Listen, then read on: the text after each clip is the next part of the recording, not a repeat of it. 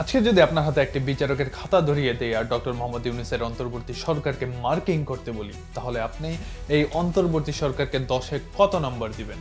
কিছুটা সময় দিচ্ছি, একটু চিন্তা করতে থাকুন। একবার ভাবুন তো, একটা দেশ যেখানে একদিনে সরকার ভেঙে পড়লো, লাখো মানুষ রাস্তায় নেমে এলো আর রাতারাতি বদলে গেল রাষ্ট্রের ক্ষমতার মানচিত্র। বছরের পর বছর জমতে থাকা জনরোষ, ছাত্র জনতার উপর বারুদের স্তূপ, রাষ্ট্রের ফ্যাসিস্ট দমননীতির বিরুদ্ধে দেশের আনাচে কানাচে চেপে রাখা ক্রোধ, সবকিছু একসাথে বিস্ফোরিত হয় 5ই আগস্টে। আর সেই বিশৃঙ্খলার মাঝেই জন্ম নিল এক নতুন সরকার, ডক্টর মোহাম্মদ ইউনূসের নেতৃত্বাধীন অন্তর্বর্তীকালীন সরকার। 2024 সালের 8ই আগস্ট অন্তর্বর্তী সরকারের প্রধান উপদেষ্টা হিসেবে দায়িত্ব নেন শান্তিতে নোবেল বিজয়ী ডক্টর মোহাম্মদ ইউনূস। সশ্রদ্ধ চিত্তে শপথ গ্রহণ করতেছি যে ফ্যাসিস্ট হাসিনা সরকারের হাত থেকে মুক্তি পেতে এদেশের মানুষকে কম ত্যাগ স্বীকার করতে হয়নি। প্রায় 1400 তাজা প্রাণ, হাজার হাজার তরুণ তরুণীর পঙ্গুত্ব আর অসহনীয় নির্যাতন নিপীড়নের মধ্য দিয়ে অর্জিত হয়েছে এই মুক্তি। তাই তো এই অন্তর্বর্তী সরকারের প্রতি জনগণের প্রত্যাশাও ছিল পাহাড় সম। মূলত বিপ্লব পরবর্তী অন্তর্বর্তীকালীন সরকার একটি জন আকাঙ্ক্ষার সরকার, ফলে এই জন আকাঙ্ক্ষার সরকারের নিকট জনপ্রত্যাশার পরিমাণও অধিকই হওয়ার কথা। গণ অভ্যুত্থানের পর এদেশের গণমানুষ কিন্তু কোনো ব্যক্তি স্বার্থের প্রত্যাশা করেনি।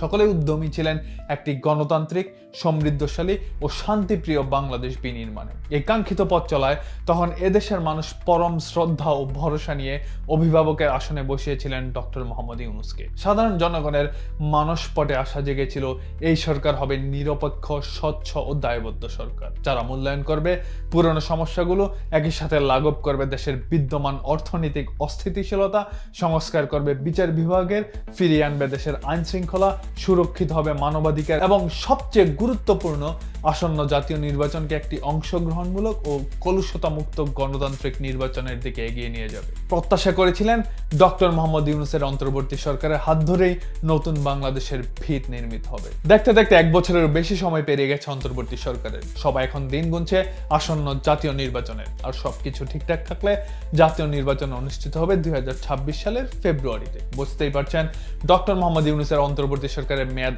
একেবারেই শেষ পর্যায়ে। অন্তর্বর্তী সরকারের মেয়াদকালের এই একেবারে শেষ সময়ে দাঁড়িয়ে আজকে আলোচনা করব এই সরকারের সফলতা ও ব্যর্থতা নিয়ে। খুঁজে দেখার চেষ্টা করব এই সরকারের কোন কোন ব্যর্থতাগুলো ছায়ায় ঢেকে দিয়েছে সফলতাগুলোকেও। উত্তর খোঁজার চেষ্টা করব এই সরকার দেশের সাধারণ মানুষের প্রত্যাশা কতটুকু পূরণ করতে পেরেছে। আজকে আপনাদের নিয়ে মেপে দেখব এই সরকারের প্রতি জনগণের প্রত্যাশার সাথে আসলে বাস্তবতার ফারাক কতটুকু। চলুন তাহলে শুরু করা যাক। প্রথমে দেখে নিতে চাই দেশের অর্থনৈতিক হালচাল। দেখতে চাই ডক্টর ইউনূসের অন্তর্বর্তী সরকার এই 1 বছরের অধিক সময় দেশের অর্থনৈতিক ব্যবস্থাকে কতটুকু কন্ট্রোলে আনতে পেরেছে, নাকি বাস্তবে অর্থনীতির অবস্থা 12টা থেকে 13টা বাজিয়ে ছেড়েছে। বর্তমানে দেশের অর্থনীতিতে কিছুটা স্বস্তি মিললেও দেশের অর্থনৈতিক অবকাঠামোর পূর্ণ পুনরুদ্ধার এখনো ধরাছোঁয়ার বাইরে। জনগণের প্রত্যাশা ছিল অন্তর্বর্তী সরকার মূল্যস্ফীতি ও জীবনযাপন খরচ দ্রুত নিয়ন্ত্রণে নিয়ে আসবেন। আশা ছিল এই সরকার সকল ব্যবসায়ী সিন্ডিকেট ভেঙে দিয়ে নিত্যপণ্যের দাম কমিয়ে আনতে সমর্থ হবে। শুরুর দিকে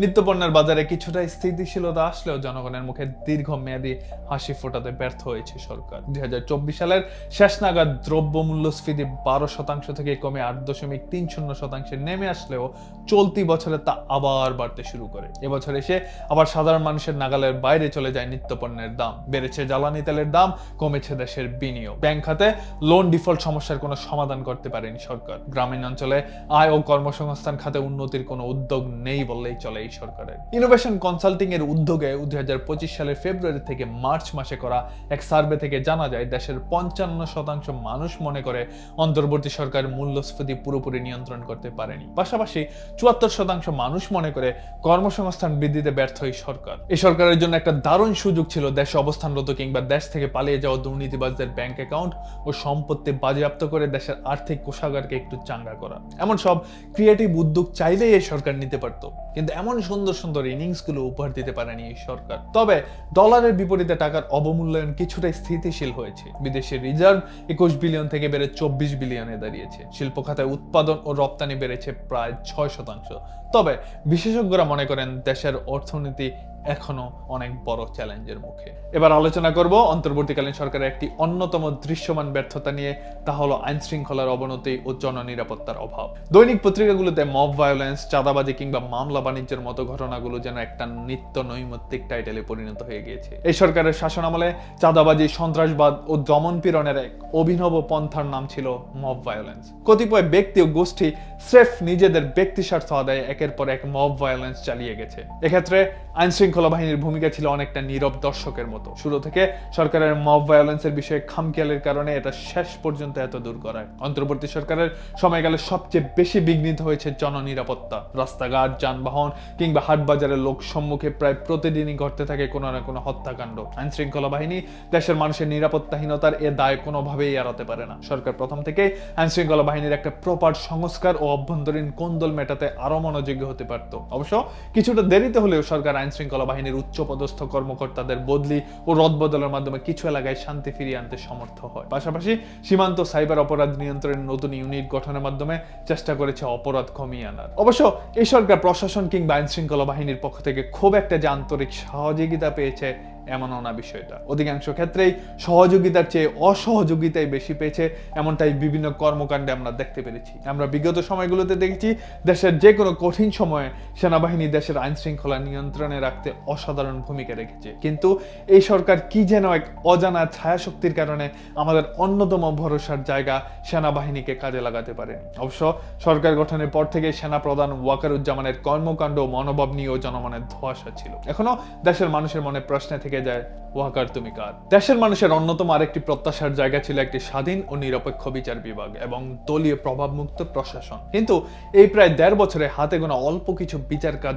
সন্তোষজনকভাবে হলেও বেশিরভাগ বিচার কার্যই ছিল প্রশ্নবিদ্ধ। বিশেষ করে রাজনৈতিক বিচার কার্যগুলো যেন অনেকটাই তড়িঘড়ি করে এই রায় দেওয়া হয়েছে। সাম্প্রতিক মামলার রায়গুলো নিয়ে বিশ্লেষণ করলে দেখা যায় বেশিরভাগ মামলাতেই আসামিদের খালাস দেওয়া হয়েছে। কিন্তু এইসব মামলায় কেউ না কেউ তো অবশ্যই অপরাধী ছিল। যেহেতু অপরাধগুলো ঘটেছে, তাহলে অপরাধের শিকার হওয়া পক্ষ কি আদৌ ন্যায় বিচার পেল? তর্কের খাতিরে মেনেই নিলাম খালাসপ্রাপ্তরা অপরাধী না, তাহলে কি কোনো এলিয়েন এসে সব অপরাধগুলো করে গেছে? এসব প্রশ্নের উত্তর নিশ্চয়ই কখনো জনগণ পাবে না। অন্তর্বর্তী সরকার যে দেশের আমলাতন্ত্রের কাছে গোহারা হেরে বসে আছে তা আমাদের জনগণের কিন্তু বুঝতে বাকি নেই। ১ বছরের বেশি সময় পেরিয়ে গেলেও আমলাতন্ত্রের সাথে খুব একটা সমন্বয় করে উঠতে পারেনি এই সরকার। সত্যি বলতে সরকারি আমলারা আজও এই সরকারকে মেনে নিতে পারেনি, যা তাদের কর্মকাণ্ড দেখলেই আঁচ করা যায়। অন্তর্বর্তী সরকার গঠনের পর স্কুল, কলেজ ও ইউনিভার্সিটি থেকে শুরু করে মোটামুটি সব সরকারি প্রতিষ্ঠানের হর্তাকর্তাদেরই রদ বদল হয়েছে। এই নতুন করে সরকারি কর্মকর্তা, পরিচালক কিংবা প্রতিষ্ঠান প্রধানদের ঢেলে সাজানো কি আদৌ দলীয় নিরপেক্ষ করতে পেরেছে সরকার?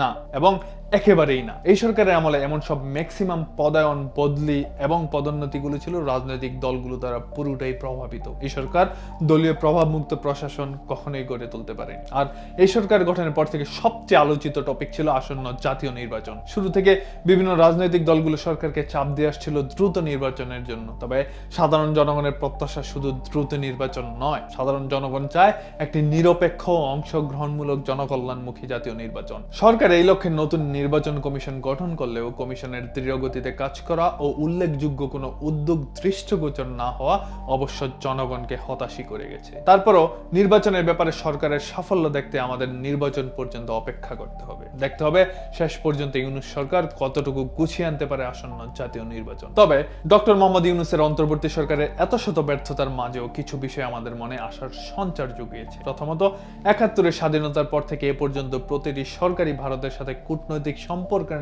নাম করে কেবল ভারতের পা চেটে গেছে। সমঝোতার নামে ভারত শুধু আমাদের কাছ থেকে লুটে পুটে খেয়ে গেছে চিরকাল। ভারত তার ১৬ আনা বুঝে নিলেও কোনো সরকারি বাংলাদেশের পূর্ণ হিস্সা কখনোই বুঝে নিতে পারেনি। অবশ্য পারেনি না বলে ব্যক্তি স্বার্থে বুঝে নেয়নি বলাই মনে হয় ভালো। তবে এবারই প্রথম ইউনূস সরকার ভারতকে বৃদ্ধাঙ্গুলি দেখিয়ে দেশের স্বার্থে কাজ করে দেখিয়ে দিয়েছে ভারতকে ছাড়াই বাংলাদেশ এগিয়ে চলতে পারে। দ্বিতীয়ত, ইউনূস সরকারের অন্যতম আরেকটি সফলতা হলো আন্তর্জাতিক অঙ্গনে বাংলাদেশের ভাবমূর্তিকে আরো সমুন্নত করা। ডক্টর মোহাম্মদ ইউনূসের হাত ধরেই বাংলাদেশকে মানুষ নতুন করে চিনতে শিখেছে। তৃতীয়ত, এই সরকার দেশের অর্থনীতির চাকা সচলকারী অন্যতম অংশীদার প্রবাসীদের নিয়ে চমৎকার কিছু উদ্যোগ নিয়েছে। প্রবাসীদের জন্য বিমান ভাড়া কমিয়ে আনা, বিমানবন্দরের ভোগান্তি কমিয়ে সুবিধা বাড়ানো সহ চমৎকার কিছু উদ্যোগ সত্যি প্রশংসার দাবিদার। ফলশ্রুতিতে এ যাবৎকালে সর্বোচ্চ রেমিটেন্স অর্জন করতে সমর্থ হয় বাংলাদেশ। পাশাপাশি গণমাধ্যমের স্বাধীনতা, সাধারণ মানুষের বাক স্বাধীনতা, প্রাতিষ্ঠানিক ও আইনি সংস্কারের মতো বিষয়গুলো ইউনূস সরকারের অন্যতম সাফল্য। মোট কথা, এই